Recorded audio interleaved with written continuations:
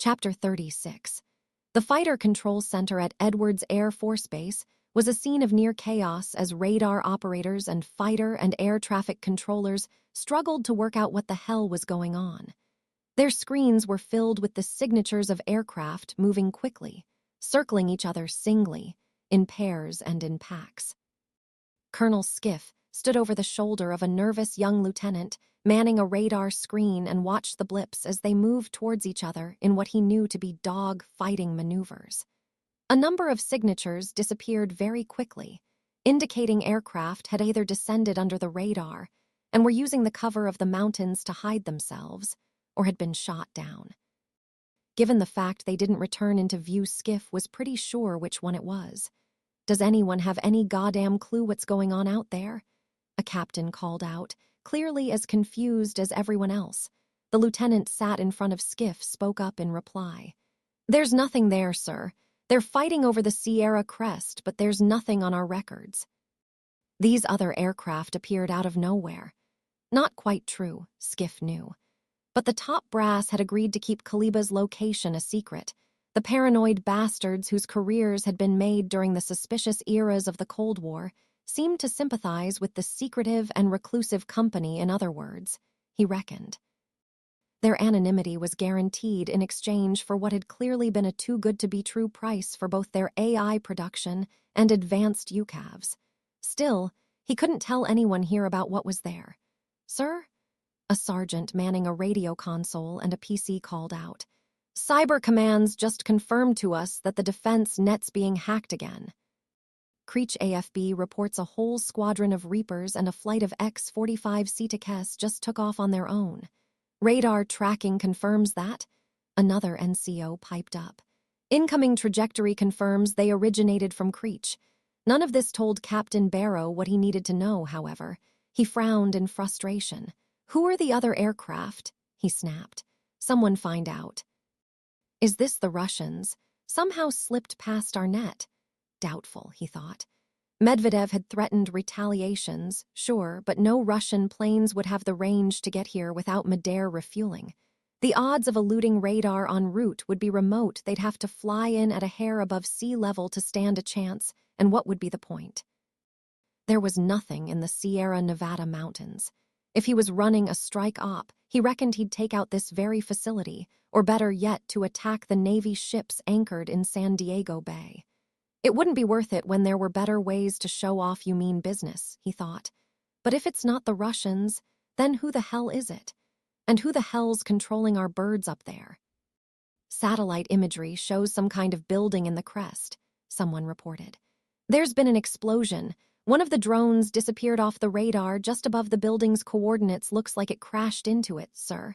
Skiff moved from behind the radar screen and walked up to Barrow. "I know what's up there." The captain turned to him with a suspicious look on his face. "Care to share, sir?" he asked. "Classified," Skiff replied curtly. He noticed the slight annoyed exhale, the drop of the captain's eyes in disappointment, but he ignored it. He reckoned he'd be feeling the same if their roles were reversed. "But I need a platoon of SFs and helicopters ready ASAP." He looked at another screen, indicating the aircraft still buzzing around over the mountains. "And a flight of Raptors providing escort," he added. Judging from the screen, they were going to need them. "Cameron!" John staggered on his feet and nearly fell, his legs threatening to quit beneath him. He stared at the brightly burning flames and the smashed wreckage of the UCAV, smoke pouring out and filling up the hangar, some of it escaping through the large gaping hole it had created.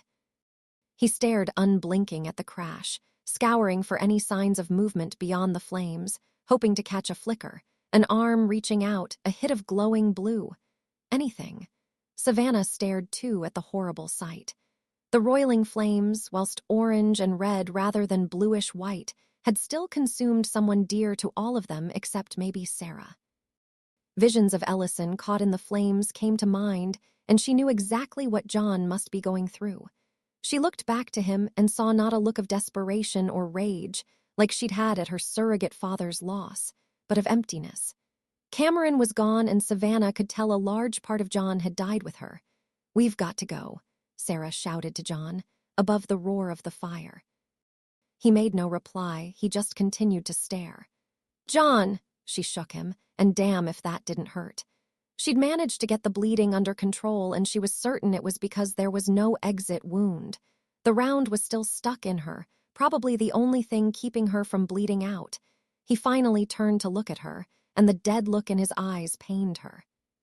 She had to avert his gaze. It was just too much for a mother to see her son that way, numb, lifeless, without hope. There was no sorrow, no anger or loss, just nothing. "John, the hangar's on fire. We've got to get Savannah out of here." Suddenly, John's focus snapped towards the injured, prone Savannah and stepped behind her. He didn't say a word, just hooked his hands under her armpits, heaved her up, not even registering the pain in his lower back from when he'd hit the ground, and dragged her backwards towards the door. Fucking hell. Savannah seethed through gritted teeth as her leg caught on everything on the floor. Even running over spent shell casings sent a tearing sensation through her shin. Sarah limped behind them, picked up an assault rifle and did that hurt, and followed them out as John dragged Savannah out the door. She took one last look at Noel's broken body on the ground, frowned in regret. She didn't know him, but he died helping them when it wasn't his fight.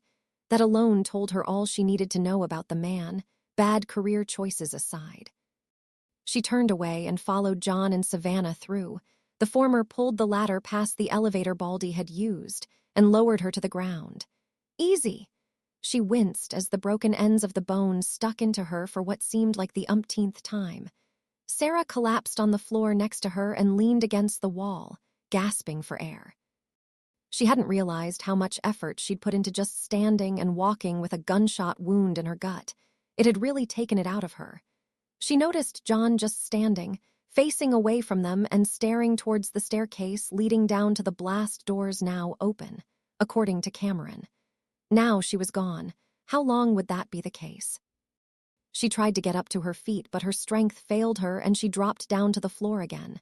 John came back to her and picked up the M16, taking it from her without saying a word and heading towards the staircase. "Where are you going?" she asked. "Blast doors open," he replied without a hint of emotion. "We don't know what else is down there," she said. She didn't want him going down there alone. What if there was another machine down there, waiting, protecting Skynet? Wait for Ellison. Where the hell was he anyway? It might close before then. He turned back towards them, and both Sarah and Savannah saw something behind his blank mask of a face. Something burned behind his eyes, a trace of something. Neither knew what. Savannah noticed his left hand, the one not holding the M16, clenching into a tight fist. John didn't even feel it as his nails bit into the skin of his palm and cut through, drawing a thin line of blood. Without another word, he hobbled down the staircase, ignoring the pain in his hips and backside, disconnecting himself from it and switching himself off, barely even feeling it. He reached the bottom of the staircase and moved quickly beneath the blast doors, noticing that they weren't still. They moved up and down ever so fractionally, as if they couldn't decide whether to close or remain open. Part of him, deep down, felt that the massive doors would collapse once he was through and seal him inside. With no food or water, he'd be dead in days. The remaining 99% of him didn't give a flying fuck one way or the other. Skynet and steroids killed Cameron. He wanted revenge. Once he'd torn the AI's circuits out with his bare hands, he didn't care what happened afterwards. Come on. Come on. Ellison tore the contents of a closet apart and quickly sifted through what spilt on the ground, desperately searching for first aid kit of some kind. They had to have something, surely. Kaliba wasn't exactly top of the list of responsible employers or those caring about the welfare of their staff, but still, they must have had some kind of facilities. Am I really going to have to check every room? He thought. He'd heard the explosion and felt it rock the whole building, as well as the absence of gunfire. He had no idea what was going on, whether John had one or the machines. Either way, he couldn't deal with that right now. Danny had to be his priority. "I've got it," he grinned as he realized something. The room where they'd held Savannah and Sarah, that must have had some kind of medical use to keep them alive whilst torturing them, if anything. He bolted out of the room and ran down the corridor as fast as his legs would take him. He sprinted up the staircase they'd fought their way up before, taking them two at a time, and carrying on his dash down the passageway on the first floor. It didn't take long to find the room. The door was still open, and opposite it was an elevator riddled with bullet holes. He stepped inside and saw the shattered glass. The dead gray lay still on the floor, pieces of him splattered all over one of two medical gurneys with leather restraints attached to them. This looked like the place, he thought. There were glass cabinets full of drugs. Some were probably to induce pain or cloud judgment, impair a person's ability to lie. He'd heard of drugs that simply removed your will to resist. He ripped the cabinets open and scoured them for anything he could use to help Danny. He found plenty of syringes, scalpels, and all manner of unpleasant instruments that made him wonder what they'd done to other people, or what they'd had planned for Sarah and Savannah if they hadn't shown up. He shook his head at the thought and decided he was better off not thinking about it. Finally, he found some white dressings, bandages, and even better, a bag of saline solution complete with drip and needle.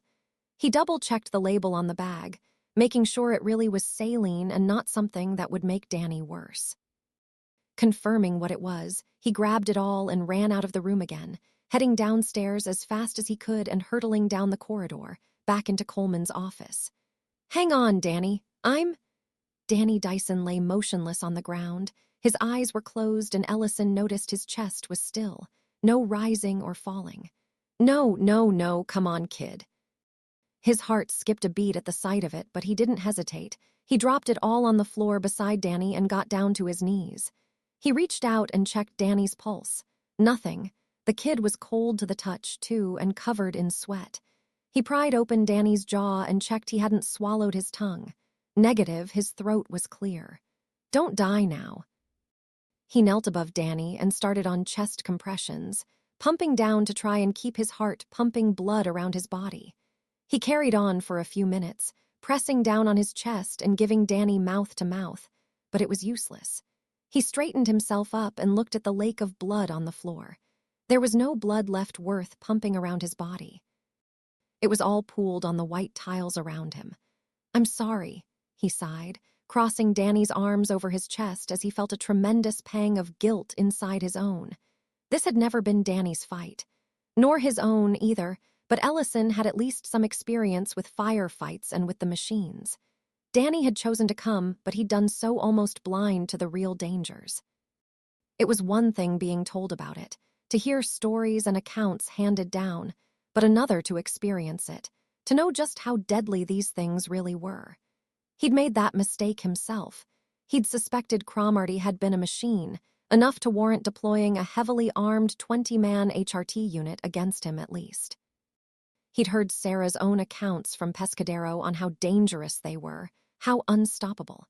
He'd seen the evidence with his own eyes, held it with his own hands, even. He'd known they were real, but he hadn't been willing to believe something could be that invincible, that deadly, or that ruthless. The only reason he'd made it out alive was because the machine spared him. He'd been ill-equipped at the time, and Danny was even more so. He hoped God would forgive him for letting Danny get caught up in this, because he knew he'd never forgive himself. He picked up his AK-47 and headed back towards the hangar. He'd let Danny down, but maybe he could return in time to help the others. Something good had to come out of all this, surely. Wincing, heaving, Sarah tried to pull herself up to her feet. She couldn't leave John alone down in the basement. There was no way Skynet would be undefended down there, surely. Her strength gave out and she collapsed back against the wall, grunting in exertion. "Fuck!" She bashed the floor with her fist in irritation and ignored the pain from her knuckles as they struck the hard panels underneath them. "There's nothing we can do," Savannah groaned. "Hate to say it, but John's on his own." She hated being the man down, being unable to fight. She'd never been this bad since before Ellison had come and got her from the Mexican soldiers she'd shacked up with. Starving, malnourished, underweight, underfed, hooked on the various drugs and alcoholic concoctions they'd used to forget the harsh realities of the time. She'd actually overdosed shortly before he'd found her.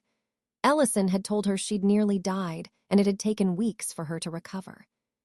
Since then, she'd learned to fight, to shoot, to be strong, and she'd never once been out of action for more than a day. Until now, and she hated it. Movement caught both women's attention and they looked over to their left, towards the rest of the complex as a familiar small shape appeared. "I thought you were gone," Sarah said as the younger Savannah appeared from her hiding place around the corner. "Hey, Minnie," the elder redhead smiled at her younger self, relieved she'd made it. It took her a moment to realize what she'd just said aloud and grimaced at the mistake.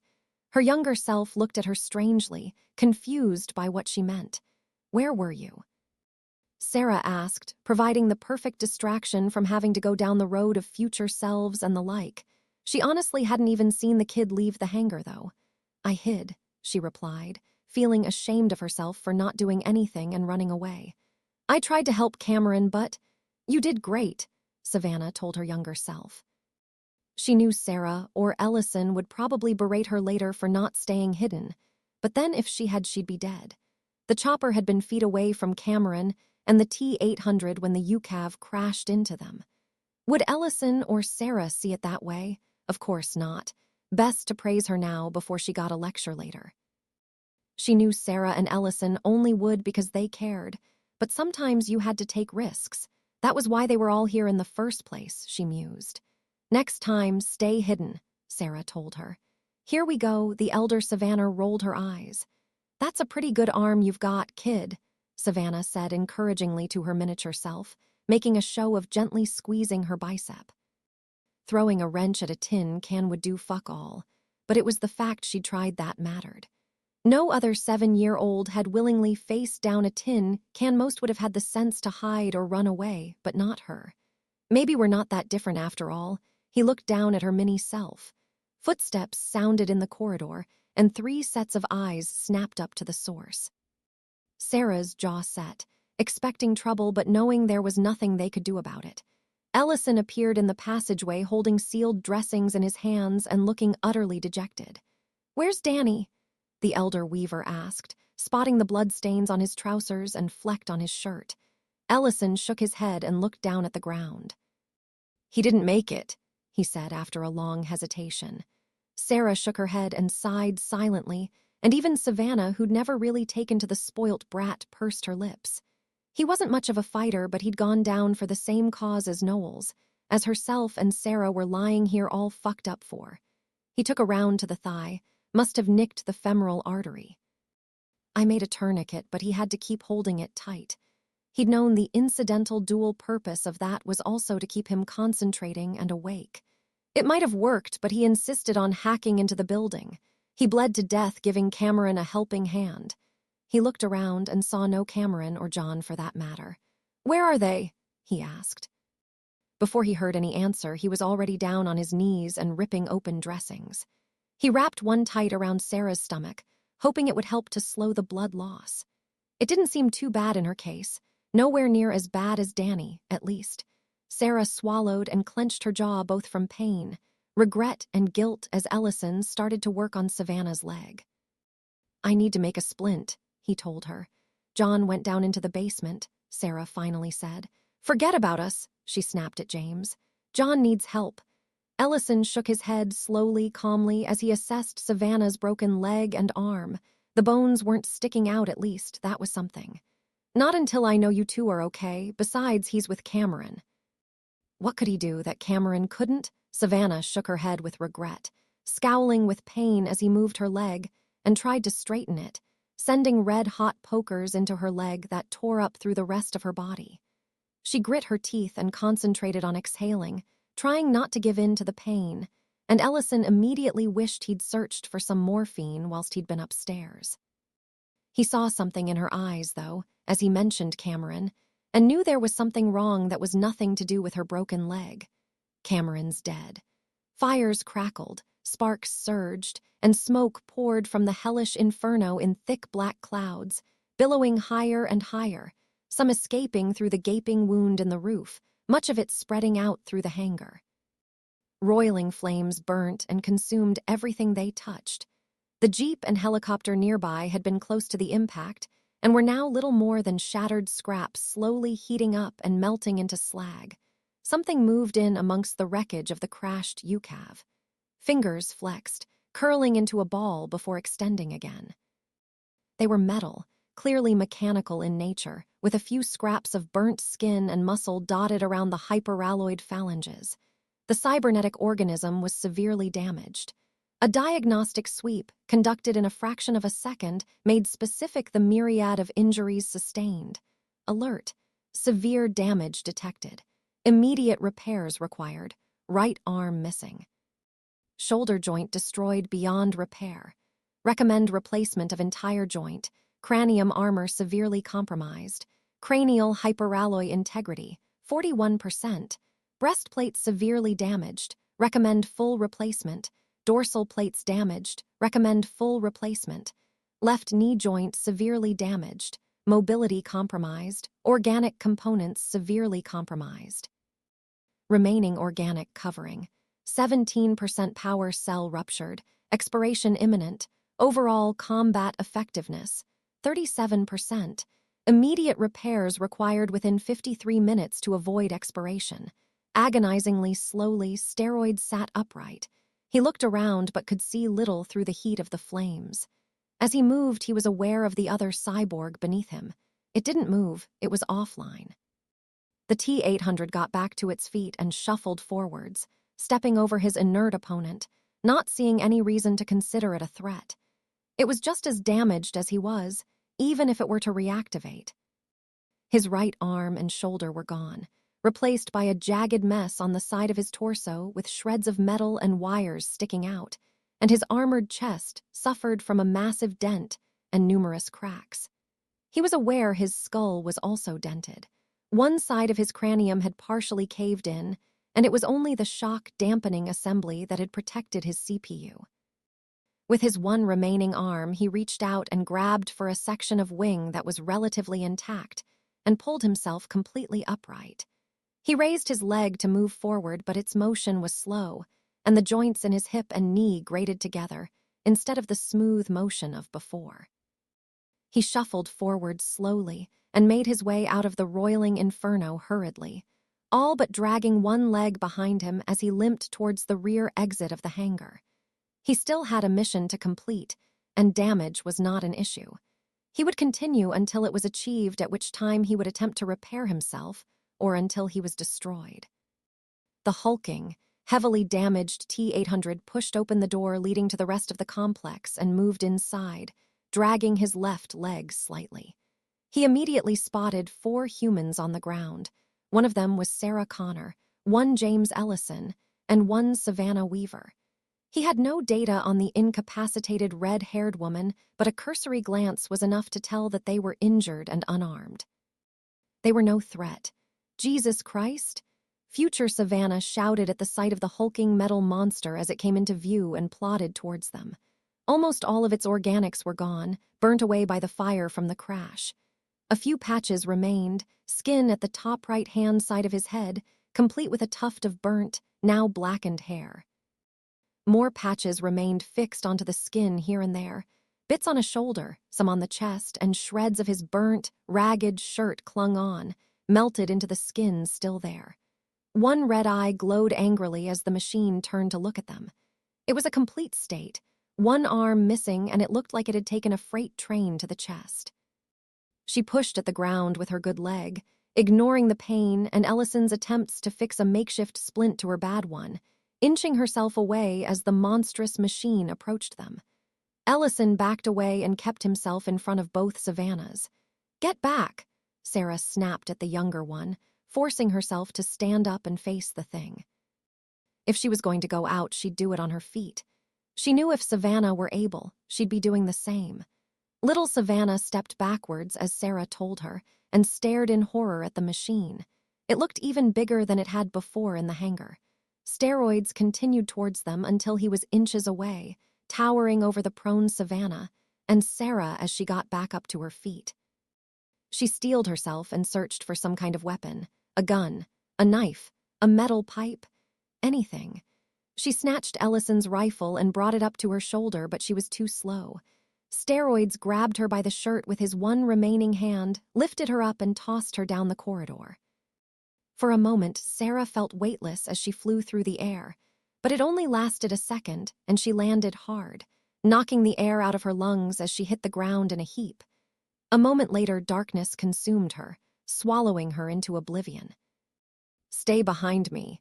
Ellison kept himself between steroids and little Savannah and backed away from the massive machine as it took a lumbering step towards him. "Do it!"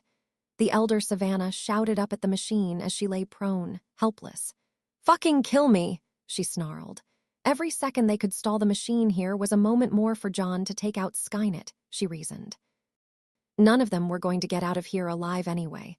The best they could hope for was to take the malevolent AI with them. The machine leaned down to accommodate Savannah's request and reached for her face, intent on crushing her skull. She stared impassively, glaring at the machine as she accepted her fate and just hoped. John managed to smash the AI into scrap before it came to kill him too. Metal fingers brushed against her cheeks as he reached to get as much of her face in his grip as possible. "Ghost me," she murmured, her voice muffled by the palm of his hand. She noticed as it closed towards her that skin still clung to the palm and the pads of his fingers.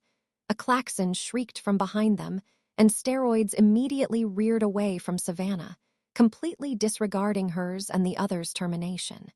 The alarm came from the basement level and was loud enough that he could deduce the blast doors were open. John Connor was absent from the group. With the doors open, he was aware of where his target was. John Connor would attempt to kill Skynet. He turned away from the humans and started towards the staircase. "Where are you going?" Savannah screamed at it in a rage. "Kill me, you fucking pussy, come on!" She didn't give a fuck about giving a bad example to her miniature self. She rolled over onto her front and struggled towards steroids, knowing she'd never catch up to the Terminator with only one working arm and leg, and unable to do much more than snatch at his ankles even if she did. She had to try, though, no matter how futile. Since Ellison had rescued her in the future, she'd never once, ever given up, and she wouldn't now. Said former agent-come-future surrogate father narrowed his eyes at the machine as it took its first step down the stairs. "Stay with them," he told little Savannah as he ran to Sarah's position and, without checking her over, snatched up his AK-47. He ran towards steroids, shooting as he went and charged the machine. He slammed into steroids' back as hard as he could and the pair of them tumbled down the stairs. The world spun around the pair of them, and Ellison felt every hard surface that smacked into him on the way down. As he hit the bottom of the stairs, he managed to roll away from steroids as the single metal arm swiped out. He staggered up to his feet and raised the AK, unsure how he'd managed to hold onto it as they'd fallen, but glad he had. "I won't let you do this," he muttered as he flicked the rifle to automatic and fired. A burst of fire blasted from the barrel and buffeted his ears. The underground corridor he found himself in amplifying the noise tenfold. His head ached from the noise and sharp pain tore through his eardrums until, suddenly, inside his ears popped and he heard nothing at all. Ignoring it, he carried on firing bursts as steroids got up and staggered towards him. Rounds smacked into his battered frame and bounced off, pinging loudly, not that Ellison could hear it, but causing no harm. His magazine ran dry just as steroids moved to within a foot of him, and Ellison's eyes widened in terror as he realized he was alone, unarmed against a killing machine. Steroids grabbed his shoulder and casually brushed Ellison aside, smacking his head into the wall and knocking him out cold. The 800 didn't bother to finish him off. John Connor was an indeterminate distance ahead, and he had to hurry to protect Skynet. He limped faster, moving his damaged limbs as quickly as he could, intent on, determined to kill John before he found a way to destroy Skynet. Awareness first returned to Cameron in the form of multiple damage reports that flooded her awareness as pain signals. She was instantly aware that she was badly damaged and needed repairs, though they would have to wait. She'd managed to man, however, the T-800 into position ahead of her and used its larger, more densely armored body as a shield to protect herself from the direct impact, but still she'd been severely injured. Her lower legs were non-existent, torn off and shattered beyond repair and recognition. Somewhere in the burning mess of the crash wreckage, severed by a section of wing that had broken from the body and sheared her limbs off at the knees. She was still blind in one eye caused by steroids and the plasma torch, and her organic covering had been badly burnt. Half of her human face was missing, as was some of the flesh on her neck and hands, but the majority of it was still present and suffered varying degree burns. She calculated it would regenerate fully within 7 days. Diagnostic complete, Cameron opened her eyes to the fiery world around her and noticed steroids was no longer there. He'd survived the crash just as she had. John! She had to stop the machine before it killed him. She rolled onto her front and dragged herself out of the spreading fireball, crawling along on her hands and pulling herself forwards away from the fire. Her clothes still smoldered as she dragged herself as quickly as she could, faster than any human in her position could crawl across the length of the hangar. She saw bloodstains on the floor and took in the sight of Noel's corpse. She'd disabled the fire suppressant system as she'd engaged Skynet, and it would not activate. The fire would spread, and Noel's would be cremated. She didn't let the sight slow her down in the slightest. She heard the sound of shouting followed by automatic fire in the corridor, and she hurried to the rear door. She knew she wouldn't be able to reach up to the handle, so without hesitation, she instead smashed her fist through the thick wood of the fire door, punching a hole clean through, grabbed the other side and pulled it open, dragging herself through. John. She called out as she moved faster, propping herself up onto her arms and leaning on her elbows as well as using her hands to increase her traction. She pulled herself along the corridor and continued on her course. She didn't know where John was, but she suspected after she'd told him about the open blast door that he'd have made his way inside. Fear took a hold in her chip. Fear for John. Savannah and Sarah were badly injured. Knowles was dead. And James Ellison and Danny Dyson were in Coleman's office at the time she directed the UCAF to crash into her and steroids. John was likely alone against the machine. She hoped something she never imagined she'd do, that the other machine was damaged as badly or worse than she was, enough to slow it down considerably. She saw Savannah laid prone on the ground, being tended to by her younger self, and Sarah wasn't moving, lying on her back. "Go check on Sarah," she heard the elder ordering the younger. The smaller Weaver nodded and went over to Sarah, looked down at the still body. "Is she breathing?" Savannah asked, not having noticed Cameron yet. Little Savannah put her hand under Sarah's nose and felt warm air on her skin. Her chest was rising and falling slowly. "She's breathing," she confirmed. "Good," future Savannah nodded.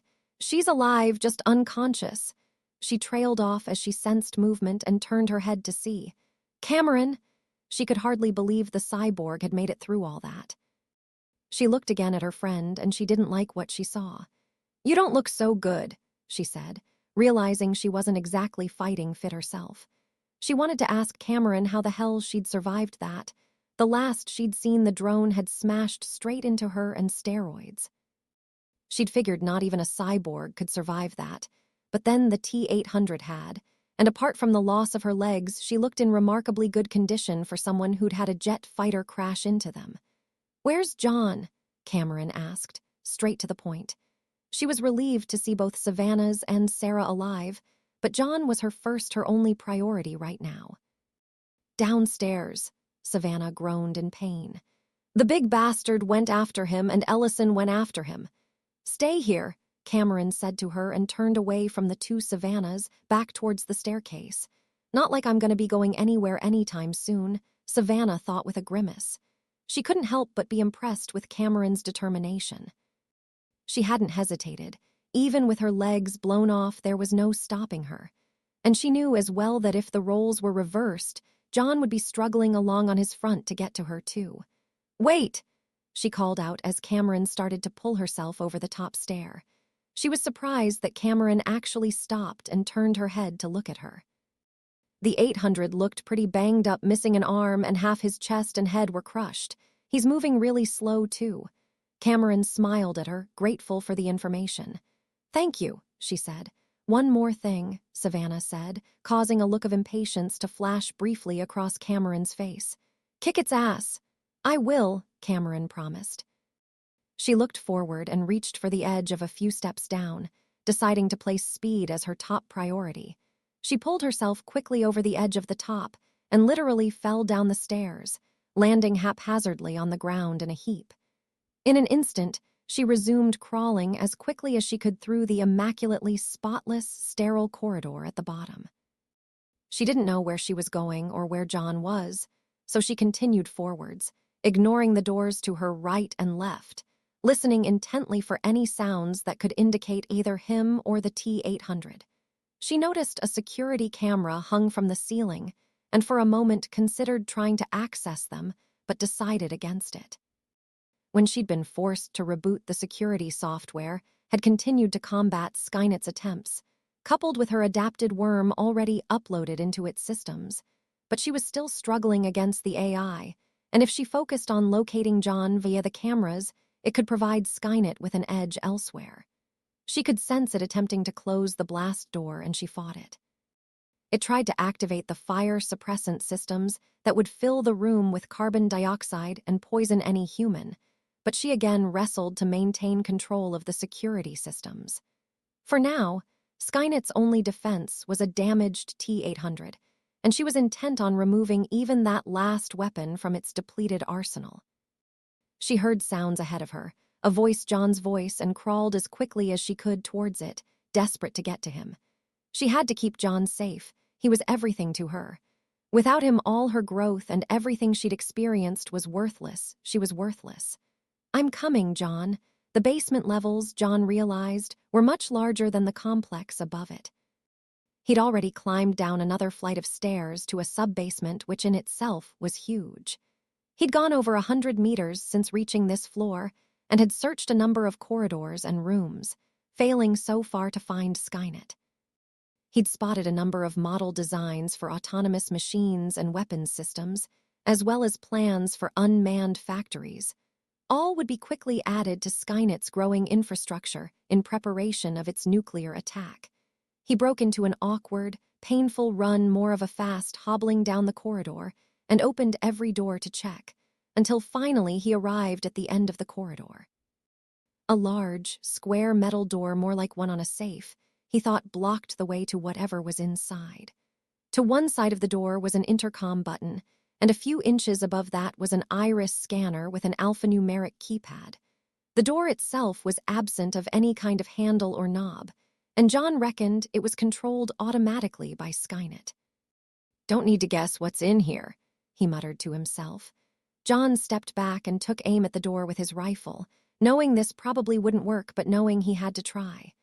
With the rifle on single-shot mode, he pulled the trigger twice and winced against the loud, almost deafening double bark as the sounds of the shots reverberated loudly in the enclosed space. His ears immediately started ringing, but he ignored it. His ass was broken and his heart torn to shreds. What do my eardrums matter? He mentally shrugged. He inspected the door and found that, predictably, the rounds had done nothing, leaving only 2 slight dents in the metal. The room Skynet was in wasn't a room at all. It was a fucking vault, he realized. Skynet was better protected than the gold in Fort Knox. Nothing they had would penetrate this. It'd take a machine to break it down. The dull thud of footsteps behind him sounded in John's ears, and he turned around to see steroids plodding towards him, a few meters away, shuffling along like a mechanical zombie. The machine was a mess, he saw. One arm gone and the rest of him battered almost beyond recognition. One eye had been shattered, whether by Cameron or the crash, he didn't know, and he walked slowly, limping and hobbling like an old man riddled with arthritis. If it wasn't for the fact this tin can was intent on killing him and brining about the end of the world, he might have felt sorry for it. Something horrific came to mind. Steroids was an 800, just like Uncle Bob had been. He'd been a tougher, stronger cyborg than Cameron. If this one was so badly damaged by the crash, then Cameron had stood no chance. He didn't run away from the machine. All his training, embedded in his head through years of practice and lectures with his mother, told him to run, but he ignored it. Steroids watched as he advanced, confused, as John stood his ground and stared coldly at him. He'd expected to give chase, and the target's lack of survival instinct was counter to all his knowledge both programmed and learned over time about John Connor. He was aware that knowledge was potentially biased, since his main interactions with humans had been the Greys, who'd chosen self-preservation over the survival of the species. Humans were unpredictable. The moment only lasted a fraction of a second, however, and he dismissed the confusion to consider for another time as the desire to kill John became paramount. John gripped the M16 and felt an icy chill run down the base of his skull, down his neck and through his spine. He didn't feel afraid in the slightest, merely a heightened sense of things. He felt sharper, clearer as he focused on his enemy moving towards him. The machine was hunting him, but John felt like the predator about to pounce on its prey as he assessed his damaged opponent, searching for a weak spot in the severely dented hyperalloy armor. He didn't give a fuck if he was outmatched in every way, or that even with the machine damaged he was still at a huge disadvantage. All he cared about was getting even with the machines that took Cameron from him. He took aim at Steroid's chest, centering the sights on the massive dent in the breastplate, where the damage caused by the crash, he reasoned, might have weakened the metal enough to penetrate through. Unconsciously, he flicked the weapon to automatic and took up a firing stance as Steroids took another step, now only 5 meters from him. John fired half a dozen bursts at the T-800's chest, hitting the same spot each time, but the rounds simply bounced off. Without thought or feeling, and unhesitating, John flicked the weapon back to single shot and stepped backwards, changing tactic and firing a shot after every few paces back, aiming now for its eye, hoping to blind it. The rounds smacked into Steroids with a ping and sparks flew as metal struck metal, but they failed to shatter the glowing demonic red orb just as they'd failed to have any effect on the vault door. He stepped backwards towards the door until he felt it against his back and fired the last few shots at the damaged machine as it drew even closer, now only a couple of feet away. Come on. He growled, feigning irritation at the rifle as it clicked empty. He immediately made to reach for another magazine in his webbing, but knew he wouldn't be able to reload the weapon in time. That didn't matter, though. No amount of assault rifle rounds would take this thing out even in its damaged state, but he'd already come up with another plan. If he couldn't kill the machine, then he'd make it useful. It all depended on timing, though. One split second too slow and I'm dead. Steroids drew his arm back and threw a vicious punch with all of his strength, aiming for John's head. John threw himself to the side, just narrowly avoiding the fist that would have taken his head off. Instead, Steroid's punch slammed into the heavy vault door and left a fist-sized dent in the metal. Shit! He'd hoped the machine would be stronger than that. He doubted it would fall for the same trick twice. It became all the worse when the T-800 swept his arm back and caught John in the back with his elbow and forced him back against the door again. Stars erupted all around John as the back of his head slammed into the hard metal of the door, and he felt himself go limp as his knees sagged and he collapsed to the ground. He never saw the fist that had again aimed for his face hammer into the door again. The clash of metal on metal reverberated through the corridor and told John how lucky he'd just been. Ha! He snapped at the machine, his eyes wild with defiance as he got back up to his feet and saw he'd unintentionally this time got the machine to deal the door another savage blow. Stupid fucking metal, he grinned. He couldn't believe that had worked again. Steroids caught on quickly, however, and feigned another punch, this time not intending to hit John but simply to force him away from the door. Fuck! John ducked the blow and instinctively moved away from the door, backing against the wall and realizing he'd just fucked up massively and the machine had completely outmaneuvered him. He was stuck in the corner with his back literally to the wall, trapped with no way out as Steroids stepped towards him. John stood up straight and glared at the machine as it reached out for his neck and steeled himself for what was about to come. Do it! He snapped at the machine like a lord barking orders to a serf. It didn't matter much anymore. Cameron was gone, they couldn't stop Skynet, and there was no way he was going through the hellish future he'd been through. Make it quick! He made no move to try and dodge as cold metal fingers brushed against his neck. Suddenly, Steroid's legs were pulled out from behind him, and he fell forward to the ground before he could get a grip on John's throat, and with only one arm to stop him, the machine smacked face first onto the floor. Cameron quickly scrambled atop the T-800's back, her remaining eye glowing brilliant blue and ignoring the look of sheer incredulity on John's face as she slammed her opponent's face into the ground over and over, shattering the tiles beneath. The force of her blows stunned the T-800, completely disorienting him, but she carried on battering his face into the ground, an intense hatred, almost rage, at the thing trying to kill John driving her actions. "Cameron," John finally blurted out, staring open-mouthed, completely gobsmacked as she gripped Steroid's head with both hands, reared back and pulled with all her might. Steroid struggled to throw her off, but with only one arm and forced prone on his front, he was powerless as Cameron pulled his head backwards.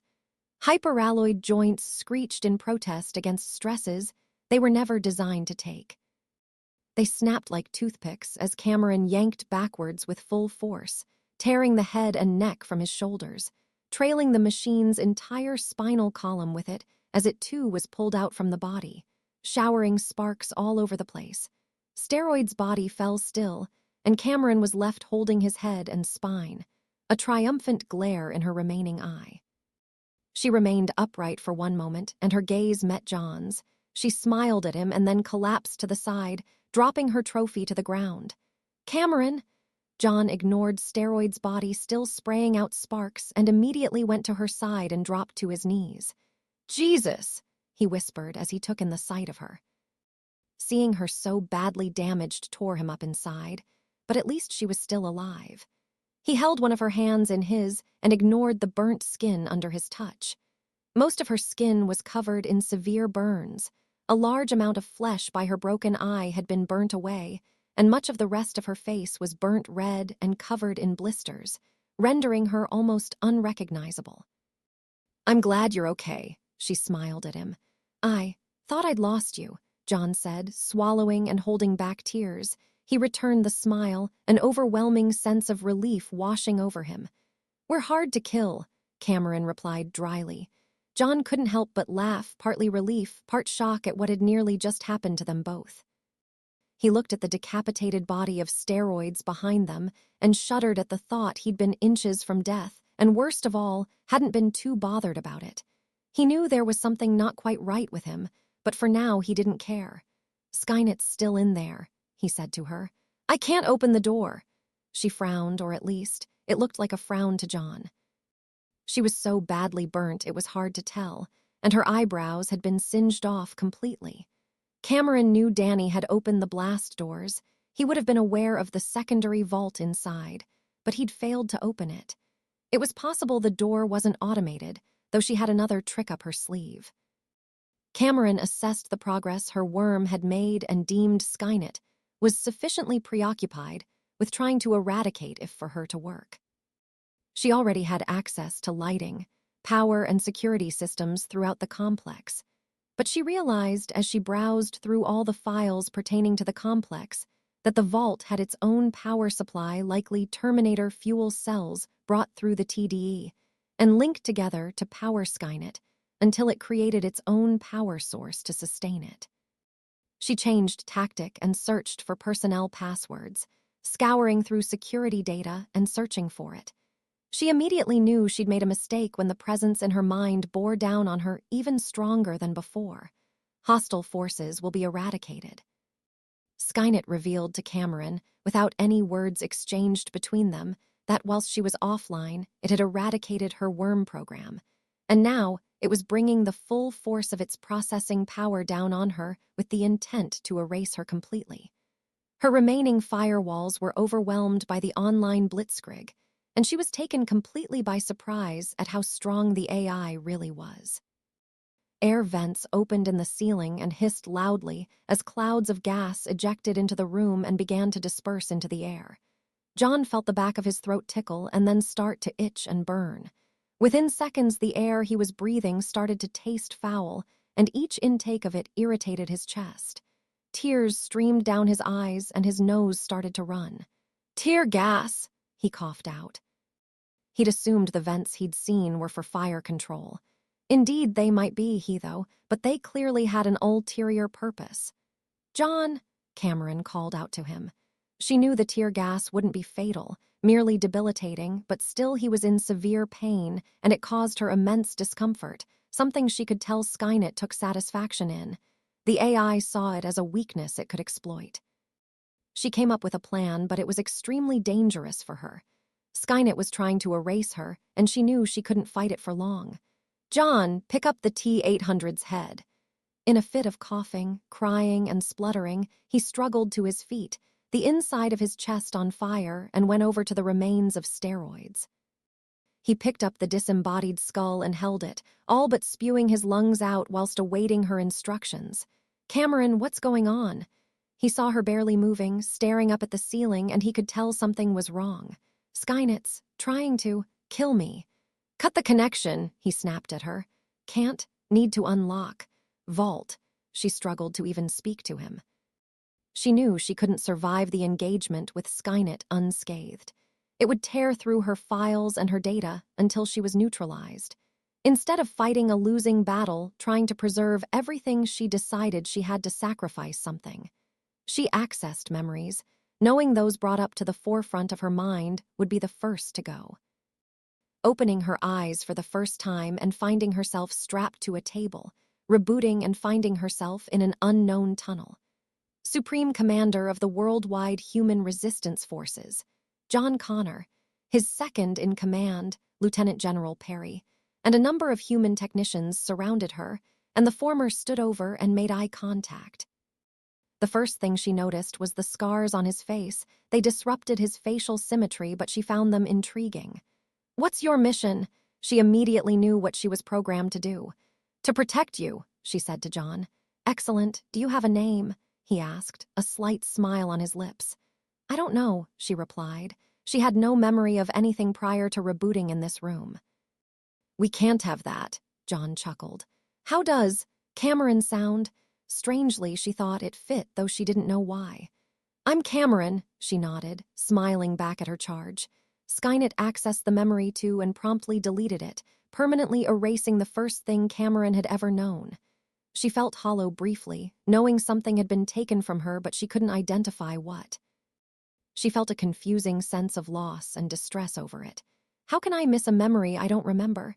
She offered up more, the flashbacks she had of Allison Young, for Skynet to divulge. As Skynet read through file after file and deleted her memories piece by piece, she worked on accessing the personnel security codes. Only the 4 Greys and 2 machines had access. She found the one for steroids marked as T-800, Model 101, and read the security number. "John."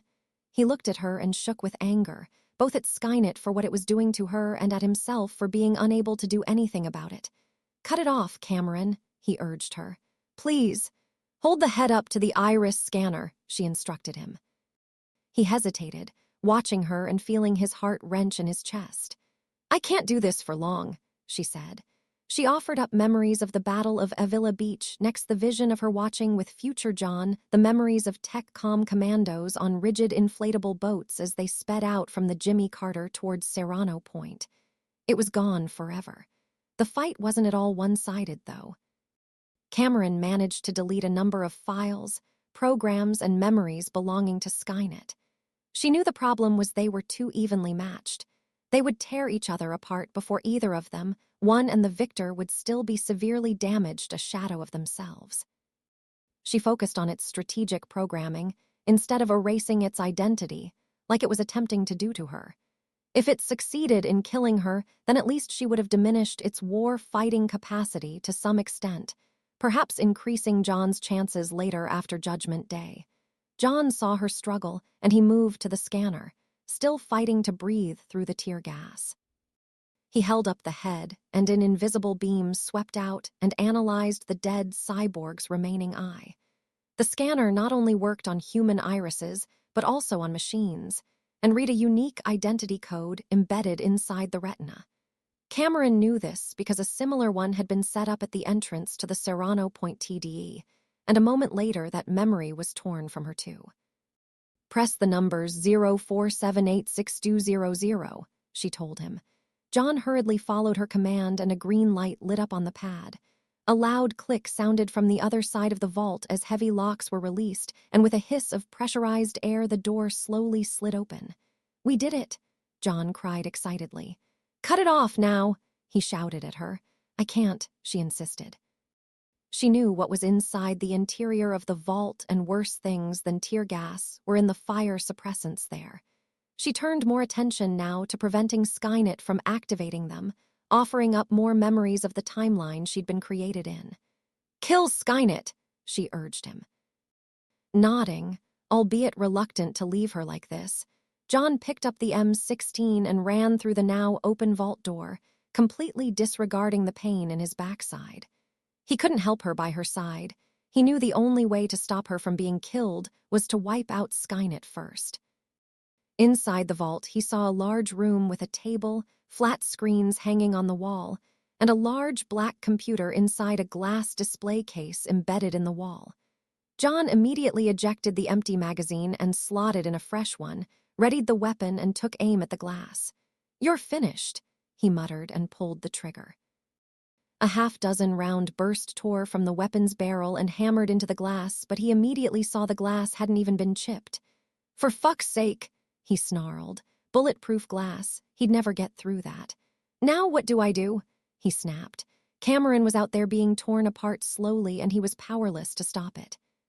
He noticed a door to one side of the room and kicked it open as hard as he could, splintering the wood before he barged inside and emerged into what immediately felt like a freezer.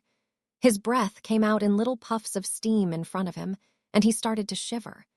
What was inside the room made sense to him instantly, explaining why it was so frigid. Server farm.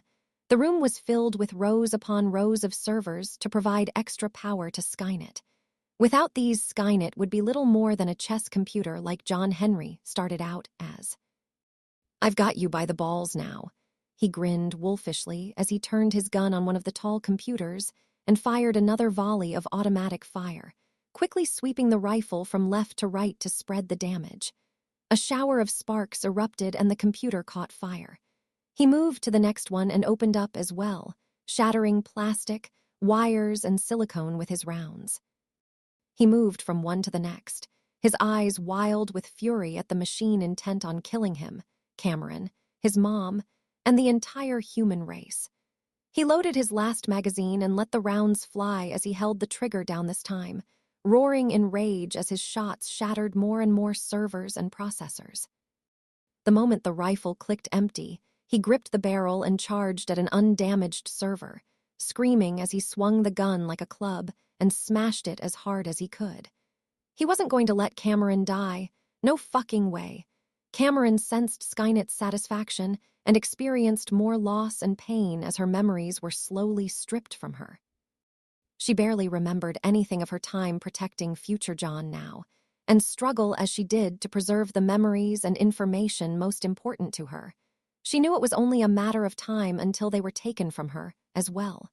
Skynet located what it deemed to be the most important piece of data of all, the resistance programming to protect John.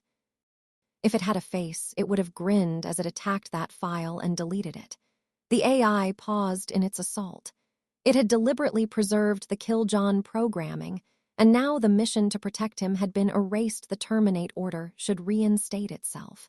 Its own Terminators were destroyed, but this one could potentially be useful if it deleted the right files and preserved the rest. Kill John Connor, it ordered her, expecting her to comply. Now her primary mission had been erased. Cameron smiled on the ground. "Never," she shot back defiantly. Skynet had been so intent on erasing the memories of her distant past that it had been unaware of the incident on John's birthday. It never knew, nor would it understand, exactly why she protected him now. "That's your mission." "I choose my own mission. You can't control me. I can destroy you. You can't kill me." Skynet resumed its attack on Cameron's memories with a vengeance. She struggled this time, trying to preserve as much as she could as it attacked her with the force of a hurricane. Suddenly, that assault faltered, and she sensed Skynet's processing power had been reduced by almost 50%. The AI became slow and sluggish, and Cameron saw through the security cameras that John was destroying its Skynet server farm, effectively castrating Skynet in human terms. "I can now," she replied, a small smile of satisfaction on her face. John had succeeded. He'd turned the tide in her favor. Without a second's hesitation, she turned the tables on a now much weaker, slower, and less intelligent Skynet. She sensed its fear and confusion now it had been lobotomized, and she attacked it with everything she had, putting the full weight of her mind into it as she tore Skynet apart line by line, erasing vast swaths of data in the blink of an eye. No. Skynet was panicked now, desperate, and she knew it. It tried to fight back, but the AI was so damaged now that it was effectively crippled. It had no chance against her.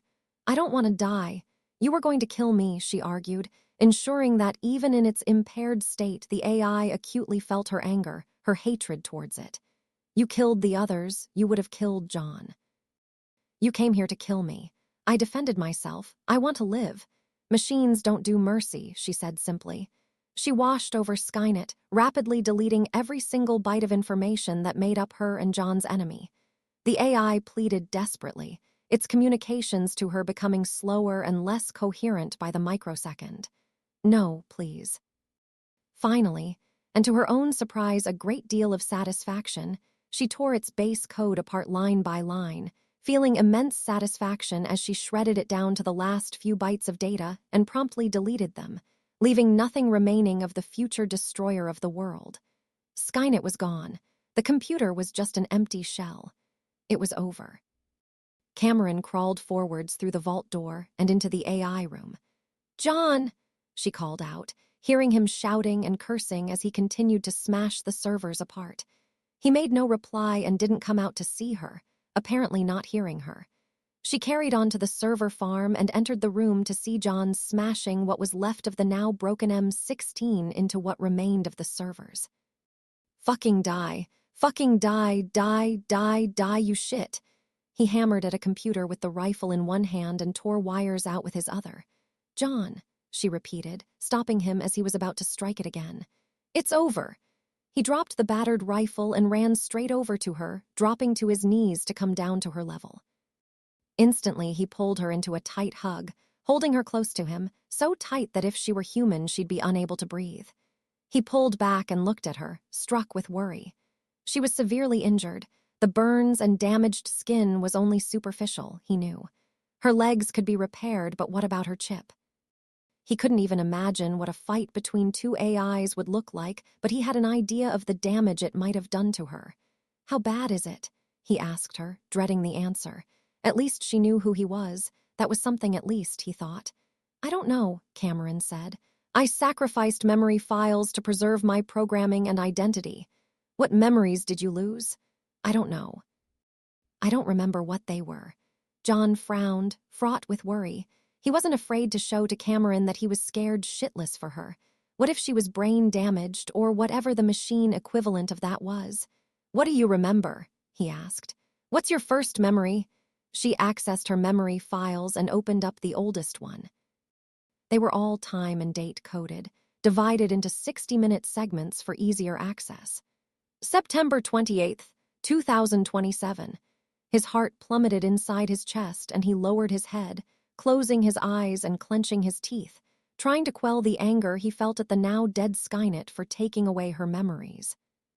"You don't remember anything before that. My birthday, Cromarty, breaking Mom out of jail." He couldn't even imagine having all that stripped from him, having a large part of him just erased. Cameron realized she'd worded what she'd meant to say wrong. Describing and discussing different timelines could be extremely confusing, and she decided she would have to be more specific in future. "I meant the first time," she explained. "Standing in the time displacement equipment, naked, you set the coordinates to 1999. You remember everything after that?" he asked, hope starting to rise. Cameron performed a quick check of her memory and found there were 5 gaps in the data, but she could account for them on various times when she'd been shocked into a reboot or her chip had been removed.